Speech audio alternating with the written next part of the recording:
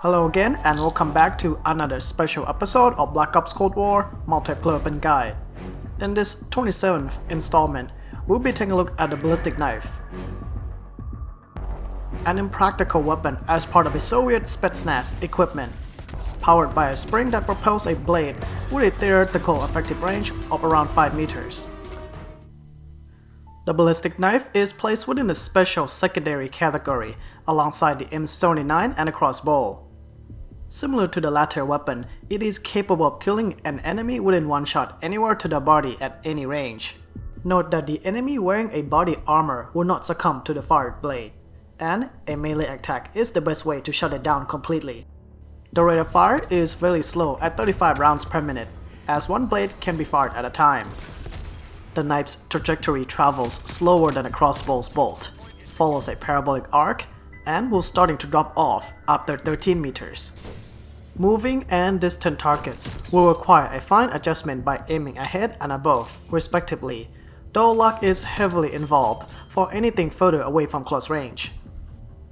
This iteration of the ballistic knife has a small amount of recoil once fired, but not a factor as your reticle will recover while reloading is in the process. Aiming is not possible with this weapon, and it can only be fired from the hip, though its accuracy is precise as the blade will travel right where your reticle is, with no spread. The sprint to fire time is on a slower end compared to other nimble weapons like submachine guns and pistols, as it will take 260 milliseconds, something to be mindful of if you're running into an enemy by surprise, as it could potentially throw off your calculation. Despite being a lightweight weapon, the ballistic knife isn't the fastest weapon to move around with, at just 95% of the base movement speed, the same with most assault rifles. The magazine capacity is very limited, as you get one blade in a chamber and two in reserve. Reloading the new one will take 1.15 seconds. While certainly faster than crossbow, this downtime will still be enough for the enemy to finish you off with any weapon should you miss your shot. Unlike the R1 Shadow Hunter, the ballistic knife has no attachments, so your focus should be around your approach and perks. While it is possible to use the ballistic knife as a primary, the slow sprint to fire time and trajectory will be your challenge. Instead, the knife is more useful as a situational weapon when you find yourself behind enemy lines, where a silent approach with a spring-powered blade will keep you off the radar. While firing a blade will not show up on the enemy's minimap, it will still make a low-level noise, which may alert anyone nearby against players with great awareness.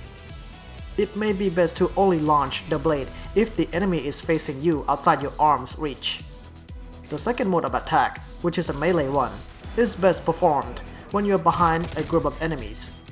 It can be performed quite rapidly with fast recovery, though it has a roughly the same launch as the combat knife. It is ideal to get as close as possible for a reliable contact with your blade. This mode of attack will make less noise than firing the blade and can make a critical difference. Perks will have some impact too when your ballistic knife is in use. Ghost and Ninja are no doubt essential for the wet work with the blade behind the enemy lines, as well as your suppressed primary to round up all things stealth. For the lethal, the tomahawk is a useful asset when your blade fails to make a contact, which will give you a second chance, or when facing more than one opponent directly. For the tactical, the stun grenade will slow down enemies temporarily, which can help close the gap if they are a little too far or running away. Given that tactical mass perk is commonly used, the stim shot is a good alternative, giving you a quick health recovery and be ready for the next victim. Overall, the ballistic knife is a lethal special weapon that it is capable of killing an enemy within a single blade, either by launching it or stabbing. While firing the blade is useful when your enemy is not within a melee distance, a very slow velocity and range drop-off will require a precise calculation to be effective in order to land a lethal blow. The slow sprint to fire speed makes this even more challenging, which can throw off your aim. Stabbing the enemy, however, may be more effective in certain situations, such as when flanking from the side or behind against a group of enemies. as this will get the job done within a shorter time and keep your noise level to a minimum. It is a high-risk, high-reward weapon much like the crossbow, where scoring a kill offers a satisfaction and frustration on the other end. And that concludes the guide of the ballistic knife. For the next episode, we'll be covering the DMR-14 tactical rifle. This is Asian95, thank you for watching, and I'll see you guys next time.